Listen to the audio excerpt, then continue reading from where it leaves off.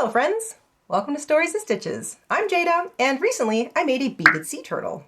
I really like how it turned out, and I hadn't quite finished it, so I wanted today to add a little bit of an edging and do some more bead filling, just some little spots that I feel upon a second reflection could use a little bit of extra beading. I don't really want too many spaces showing.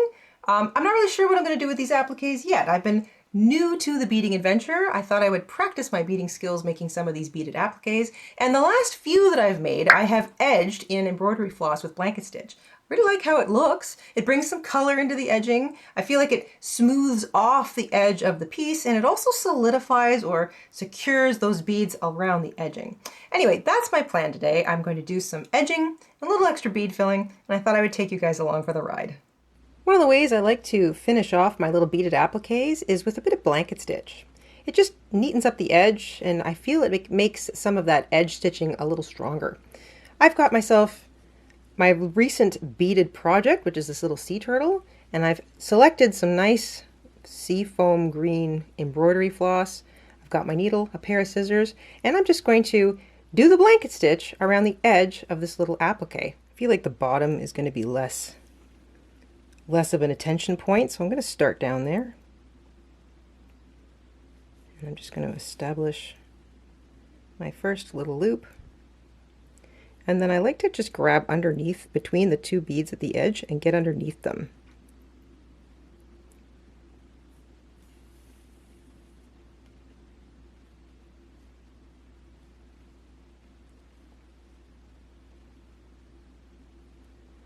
This also helps me keep my stitches somewhat evenly spaced.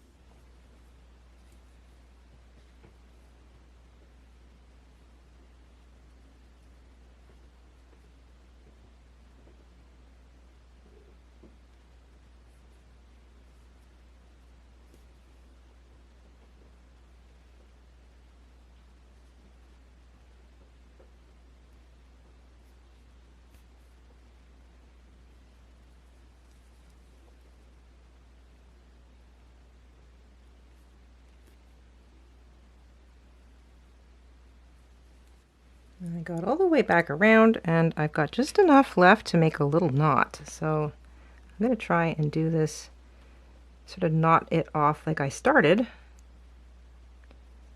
And this might take a little bit of doing, but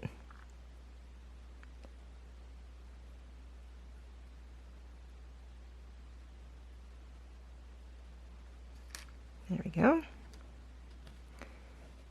And now I can trim that.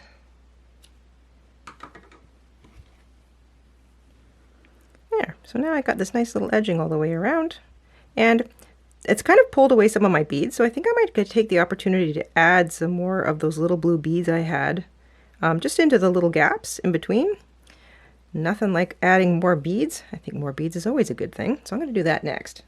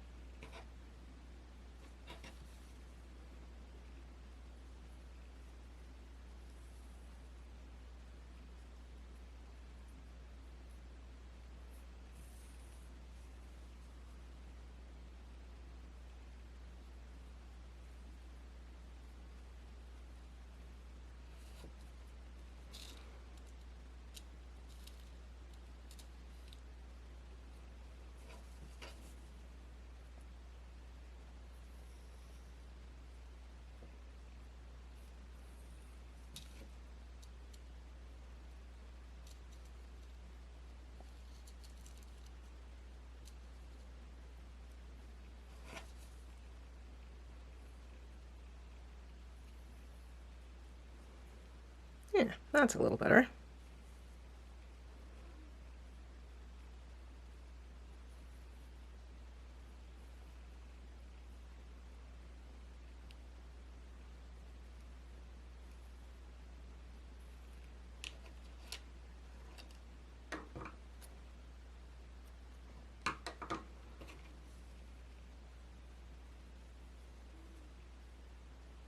Much better.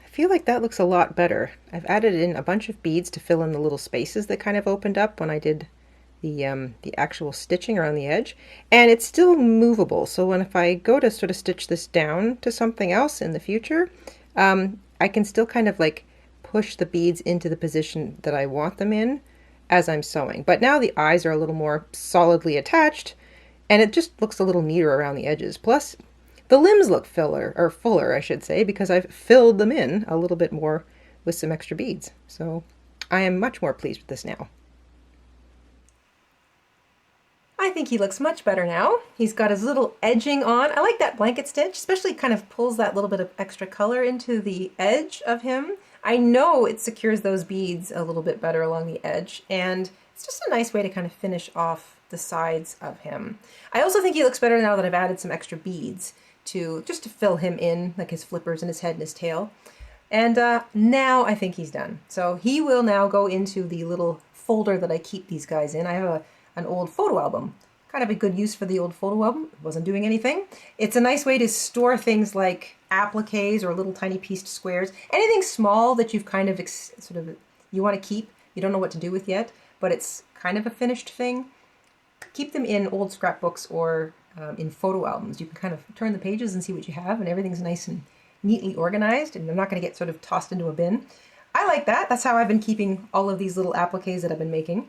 And I'm new to this, so I haven't done any beading since I was a teenager. I did mostly jewelry back then. I've never really done anything like this. So this has been a fun thing for me. I've pulled all those beads out of hiding. They've been hidden away for decades at this point, and I am practicing my beading skills in a new way, sewing the beads into a flat shape. Every time I make one of these, I try to increase the challenge a little bit. I try to try a new technique, like adding some embroidery to the edges, going back and adding a little more beads to sort of fill in places that I think could use it, because I don't necessarily want to feel that I'm finished if I don't feel that it looks finished. But I'm trying to just improve my skills a little bit every single time I make one. And if you have made anything like this, if you embroider or do beading work like this sort of thing, and you have any tips or tricks that you find work really well for you, or that you've discovered recently, or that you really like, or that was maybe even a real game changer for you, please leave me a comment down below. I'd love to read through them, and I'd love to try some of them. If I can wrap my brain around it, I might try some of these techniques. I'm always open to new ideas, especially when it's, doing something that I've never really done much of before. So I'd love to hear from you, and I'd love to hear what you might suggest in terms of refining this technique. I'd really appreciate it. Thank you so much for spending a little extra time with me today. Stay safe and crafty, and remember, you get to stitch your own story. That's what I'm doing here, and I'm so happy that you're along for the ride. Have a great day, and we'll see you soon. Bye!